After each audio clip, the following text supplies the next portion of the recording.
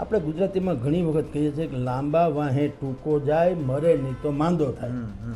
આપણે આપણી પછડી એવડી હોડ તાણવી જોઈએ. કોઈ આપણને આપણી ભાષામાં કહું, સૌરાષ્ટ્રની ભાષામાં કોઈ હા ગાલી દેતું નથી. સુખ કે સબ સાથી, દુઃખ મેં ન કોઈ. તમે અત્યારે અમિતભાઈ દામજીભાઈ ખૂંટ, એના પત્નીએ પતિ ગુમાવ્યો, પુત્રએ પિતા ગુમાવ્યો, એના પરિવારજનોએ ઘરનો મોભી ગુમાવ્યો. એ એક જગ્યાએ છે. એને કોઈ રાહતથી માંડીને બીજી કોઈ બાબતનું આપણે ક્યાંય સાંભળ્યું નથી. આમાં કોણ ફિટ થઈ જાય એનું દ્વંદ્વ યુદ્ધ ચાલે છે. એટલે અમિતભાઈ જેવા જેટલા લોકો હોય, જેને વાહ હોય અથવા તો એમ માનતા હોય કે બહુ સારી જગ્યાએ છે, એને એક મેસેજ છે, ભાઈ રાહ રાખીને વાત કરો. તમે સર્વસ્વ અર્પણ ન થઈ જાઓ. રાહ રાખીને એટલે તમારાથી બનતી એવી કરો.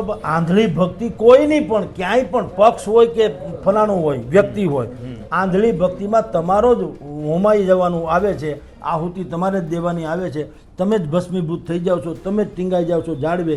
એ જ જાળવું જેના શીતળ સાંયે તમે જો કોમન મેન હોત, અમિતભાઈ દામજીભાઈ ખૂંટ સામાન્ય ખેડૂત હોત પાટીદાર, તો એ જ ઝાડવાની ડાળ હેઠે એના છાંયે એનો પરિવાર, એની દીકરી દીકરો કે પત્ની શાંતિથી વ્યાળું પાણી કરીને બેઠા હોત, જમતા હોત ને.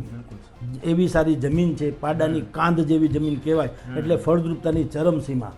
આવી સુંદર જમીન હતી. જમીન ખેડી ખાધી તો શું વાંધો હતો, પણ તમે કોઈનો પક્ષ લેવામાં ખોટું નથી, એ જુદી ઘટના છે. પણ પછી એના આધારે તમારું જે જીવન આખું પલટાઈ જાય છે અને તમારે આટલે સુધી પહોંચવું પડે છે. એટલે મેં કીધું રાહ રાખીને વાત કરવી જોઈએ. સાહેબ, આમાં એક એક્સ વ્યક્તિની વાત આવતી હતી ને હવે એ પણ નામ સામે આવ્યું છે, એક રહીમ નામના વ્યક્તિનું.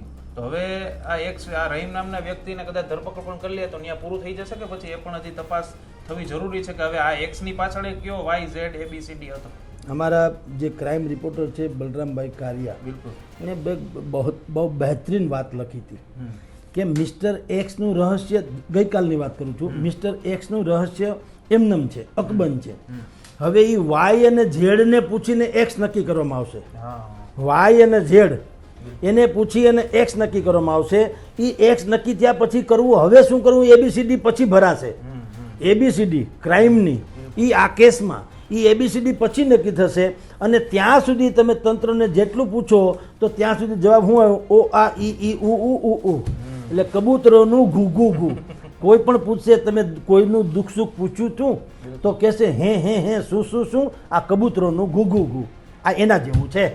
બધાય ભરત ભરાઈ જશે. હવે જે એ તથાકથિત એક્સ માણસ છે, જુનાગઢના રહીમ મકરાણી, હવે એ કોઈ એવડું મોટું માથું તો છે નહીં કે પોલીસે એનું નામ ગુપ્ત રાખવું પડે, ગોપનીય રાખવું પડે, રાઈટ? હવે શું કહે છે પોલીસ, એની ધરપકડ થયા પછીથી બધા રહસ્યો ખુલશે. તમને તો ખબર હતી, હાલો પ્રજાને ખબર નથી, તમને તો એ રહીમ મકરાણીની ખબર હતી, તો ત્યારે ને ત્યારે ઉઠાવી કેમ ન લીધા? અને સાહેબ આવું આવી જ્યારે આ તો બુદ્ધિપૂર્વકનો ખેલ છે. જ્યારે આવી પ્રેસ નોટો આવતી હોય છે તેમાં આવું કોકને એક્સ કહીને ઉલ્લેખવો ને આ તો દુનિયામાં ઓછું નહીં, લગભગ નહીં હોતા. મારા ખ્યાલથી મેં તો કમસે કમ 30-35 વર્ષથી આ જર્નાલિઝમમાં છું. મેં આવી પહેલામાં પહેલી અધિકૃત પ્રેસ નોટ જોઈ છે પોલીસ તંત્રની, જેમાં લખ્યું હોય કે પીડિતાએ મિસ્ટર એક્સે મને એમ કે આવી ભડકાવી એવું કીધું. તો હુ ઇઝ મિસ્ટર એક્સ? આવું હોય એટલે એ ટૂંકમાં બાનું બુદ્ધિપૂર્વકનું સેટિંગનું, આમ કહો તો આપણી ભાષામાં. હવે એક્સ તમારે શું કામ કહેવું જોઈએ? તમે પીડિતાને પૂછો નહીં કે ભાઈ એ કોણ એક્સ, અને જે પૂછો તમે જુનાગઢ ક્યાં પાકિસ્તાનમાં છે, તમે હમણાં જુનાગઢની પોલીસને ફોન કરીને કહેજો કે ઉપટાવો ભાઈને, પકડો તો ખબર પડે. પણ હવે અમારા જેમ મેં કીધું ને, ક્રાઇમ રિપોર્ટરે લખ્યું છે બલરામભાઈ, હવે નક્કી થશે કે કોને એક્સ બનાવવો એમ. એટલે સૂળીએ ચડાવો કોઈ જાડા નરને જોઈ, જે આપણે કહે ને જે એલી જે બહુ પ્રચલિત કથા છે અંધેર નગરીને ગંડુ રાજા, એમાં એમ કે હવે કોને સૂળીએ ચડાવવો, જાડા નરને જોઈને. એમ હવે એક્સ કોને બનાવવો એનું બધું જ ભરત ભેર્યા પછી નક્કી કળશ જોડાણો આની ઉપર, રહીમ મકવાણા ઉપર. હવે એનું શું ભૂમિકા છે રામજી? અત્યાર સુધી અહીંયા રાજકોટના એક પત્રકારનું નામે આવતું હતું, હવે એ સાઈડ રહી ગયું. શું કામ કે એ ઓછી માયા નથી, બધી ભગવાન દયા છે. તમે જુઓ કેટલા આમાં આયામો ફરતા જાય છે. આવો તો જિંદગીનો કદાચ પહેલો ઘટના છે.